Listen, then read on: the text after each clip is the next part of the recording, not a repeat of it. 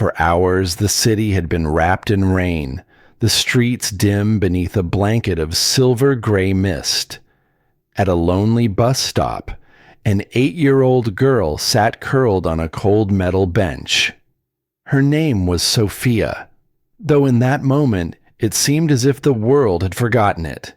Her backpack, heavy and soaked through, rested on her knees as she pressed her legs tightly together, trying to disappear. People rushed past with umbrellas in every color, but none of them slowed. No one looked at her tear-stained face or noticed the quiet sobs caught in her chest. She shivered, not only from the chill, but from something deeper. Loneliness, fear, the ache of feeling unwanted. That morning, Sophia had run away from her foster home.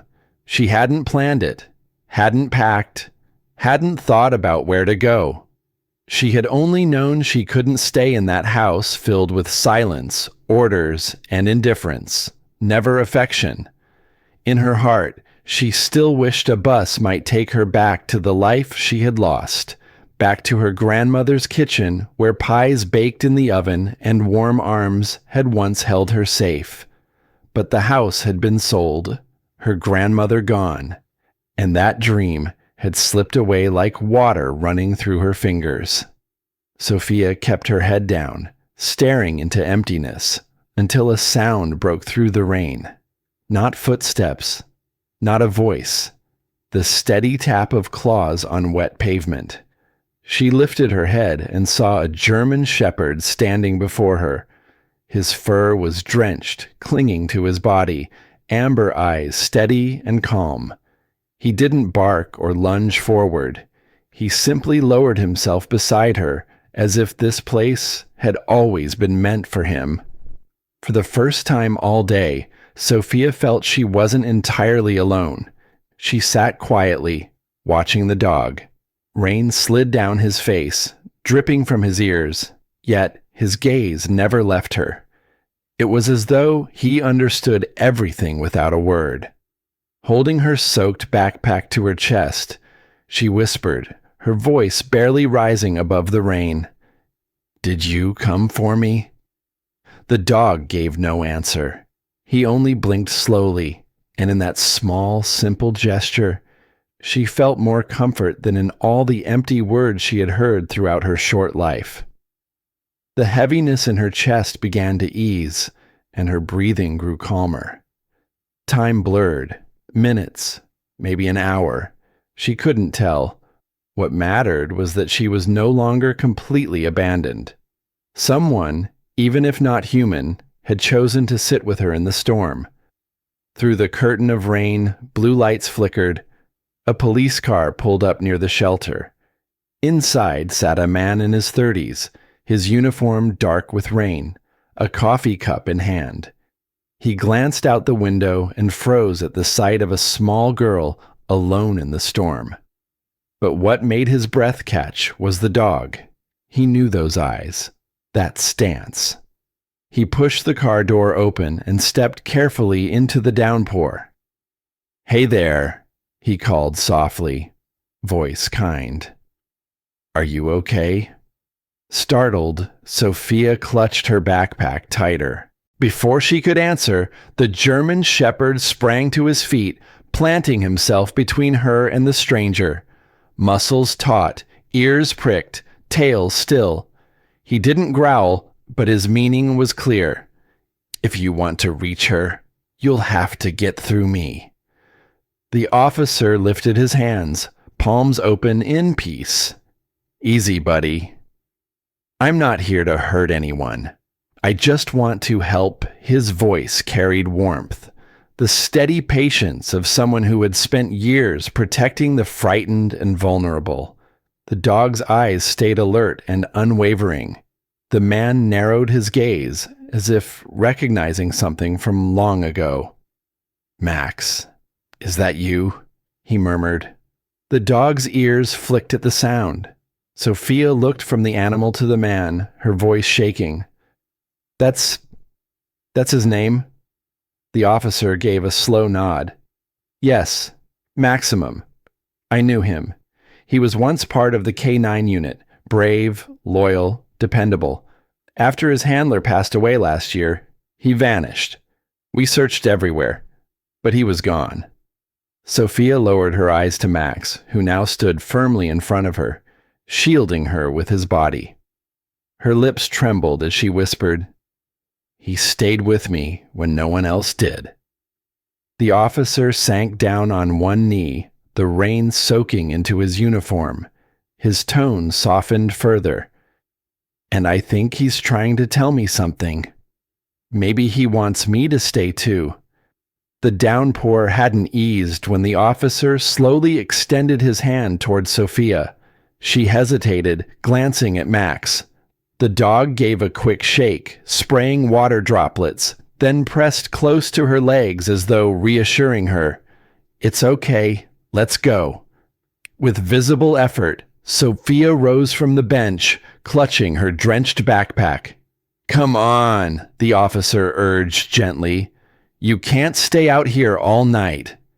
She said nothing, only tightened her hold on Max's wet fur as Daniel guided them toward the truck. Max leapt inside first, followed by Sophia, and finally Daniel settled into the driver's seat. Warm air hummed from the heater, chasing away the damp chill. During the short ride, Sophia kept silent, her gaze fixed on the rain sliding down the window. Max lay at her feet, his head resting across her shoes, his solid frame a protective barrier. Daniel caught glimpses of them in the rearview mirror, his chest tightening. He had carried out many rescues before, but this one felt different. When the patrol car pulled up to a modest apartment building, Daniel cut the engine. He lived alone on the 3rd floor.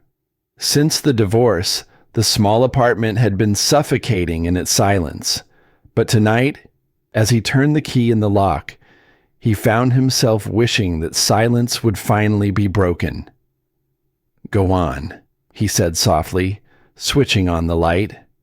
The living room was simple. An old couch, a small wooden table, and the faint scent of coffee mixed with smoke lingering in the air. Sophia lingered in the doorway, uncertain, as though unsure she was welcome. Max trotted in without hesitation, sniffed around the corners, then settled beside the couch as if declaring it his spot. That seemed to calm her. Step by step, she entered the room. Daniel handed her a towel and a set of dry clothes, an old pair of pajamas that had belonged to his daughter before she left with her mother after the divorce. "They might be a little big, but they'll work," he said. When Sophia returned dressed in them, she looked even smaller in the oversized fabric, but the pale chill had faded from her cheeks. Daniel placed a steaming cup of tea in her hands, along with a plate of toast. She drank in small sips, saying nothing, her eyes often straying toward Max. That night, Sophia curled up on the couch beneath a blanket. Max climbed up beside her, pressing his warm body against hers. Her fingers slid through his damp fur, stroking him slowly, almost absently. "Thank you," she whispered at last. Not to Daniel, but to the dog. Her eyelids grew heavy, and soon her breathing steadied in sleep. Daniel sat across from them, tea in hand, watching in silence. For the first time in years, something fragile stirred within him, something that felt like hope. By morning, Sophia woke to the warm, unfamiliar aroma of cooking. Sunlight filtered through thin curtains, and she blinked as she realized she was no longer at the bus stop. A blanket was wrapped tightly around her, and Max lay stretched out on the floor beside the couch, ears twitching at every sound. In the small kitchen, Daniel moved between a few pans, preparing breakfast. When Sophia stirred beneath the blanket, Daniel turned toward her with a careful smile. "Morning, I made some breakfast. Nothing fancy, just eggs and toast." She sat up slowly, clutching the blanket close, her eyes scanning the room as if making sure it was safe. Beside her, Max's tail thumped softly against the floor, his quiet way of reminding her she wasn't alone. Daniel had taken several days off from the police station. He wasn't entirely sure what the right thing to do was, but he knew one thing for certain. He couldn't leave Sophia by herself. Each morning he cooked something simple, and though she barely touched her food at first, little by little she began to eat more. Sometimes Daniel put on old cartoons he hadn't seen since his daughter was young. Sophia would perch on the couch, always with Max pressed against her side. She still spoke very little, but Daniel noticed her eyes. The emptiness there was slowly fading. Max had become her shadow. He followed her to the bathroom door and waited patiently outside. He curled up at her feet when she leafed through the children's books Daniel had dug out of an old box. And at night, when she wept quietly into her blanket, Max would climb onto the couch, lay his weight against her chest, and stay until her tears subsided. Daniel watched with a heavy heart. He knew the scars inside Sophia wouldn't heal quickly. But he also knew Max's silent devotion was reaching her in a way no words ever could. One evening, as Sophia gently stroked Max's ear, she finally broke her silence. "Why didn't you take me to the shelter?" she whispered. Daniel froze, lowering his coffee cup. "Because I couldn't. Not that night, not when you looked so lost. I just couldn't." Sophia dropped her gaze, lips pressed together. After a long pause, she murmured, "Can I stay here? Just for a little while." "With him?" Her eyes shifted toward Max, who wagged his tail once as if answering for Daniel. Daniel's throat tightened. He crouched down until he was level with her. "You can stay here, at least for now. We'll figure out what comes next, together." And yes, always with him that night. Sophia fell asleep with her arms wrapped around Max's neck, her face buried in his fur. The dog didn't stir, only flicked his ears now and then, as if even in sleep he was guarding this fragile new beginning. For Daniel, the apartment no longer felt stifling. The silence had changed. Now it carried Sophia's soft giggles when Max nudged her with his nose, and the faint hum of cartoons playing on the TV. For the first time in years, his home felt alive again. But their fragile routine didn't last long. A week later, the sharp ring of the telephone broke through the quiet of the kitchen. Daniel answered, and a woman's voice introduced herself as a representative from social services. Someone had reported that a child was staying in his apartment. An inspector would need to visit. Daniel listened without a word, his jaw tightening. He had known this moment would come eventually, but hearing it out loud made his stomach sink. That evening, while Sophia sat cross-legged on the rug stacking wooden blocks, Daniel sat down beside her. "Sophia," he said gently, "tomorrow someone from social services will come by. They just want to make sure you're safe." Her hands froze midair. She looked up, her face pale. "They're going to take me away, aren't they?" Daniel shook his head firmly. "No, not if I can help it. This is your home now. Max and I, we're your family too." At his words, Max lifted his head from the floor, wagging his tail softly as if in agreement. The next morning, right on time, came the knock at the door. A woman in a stiff business suit stepped inside, clipboard in hand. Her eyes swept over the apartment with clinical detachment. She spoke politely, but her tone was cool, distant. To her, Sophia was not a little girl, but a case to be reviewed. "Where does the child sleep?" she asked. "On the couch for now," Daniel replied. "I'm preparing a proper room for her." "What does she eat?" "I make simple meals, eggs, toast, porridge. She's eating better every day," Daniel answered. The woman scribbled notes, her face giving nothing away. Her gaze then shifted to Max, stretched out calmly at Sophia's feet, his eyes fixed protectively on her. "And the dog?" she asked. "Is he safe around her?" Daniel's voice was steady, firm. "His name is Max. He was once a police K-9, trained, disciplined, and loyal. After his handler died, he disappeared. Now he's here, and he's part of our family." For the first time, the woman's expression softened just a little. She wrote one last note, closed the folder, and said, "Thank you, Mr. Carter. We'll review the case." When the door closed behind her, Sophia flung her arms around Max, pressing her face into his thick fur. "I don't want to leave," she whispered. Daniel knelt beside her, his hand resting gently on her shoulder, his chest tightening at the fear in her voice. "Listen to me, Sophia. I'll file the paperwork. I'll apply to be your guardian. It won't be easy, but I'll fight for you. You're not going anywhere without me." "We'll stay together," Max barked once, deep, sure, and steady, like a promise. For the first time in days, Sophia felt her breath come easier. Seasons turned, and spring slowly melted into summer. Daniel's apartment began to change in ways he had never imagined. Sophia's uneven drawings appeared on the walls, bright suns, crooked flowers, and stick figures of a man, a little girl, and a dog.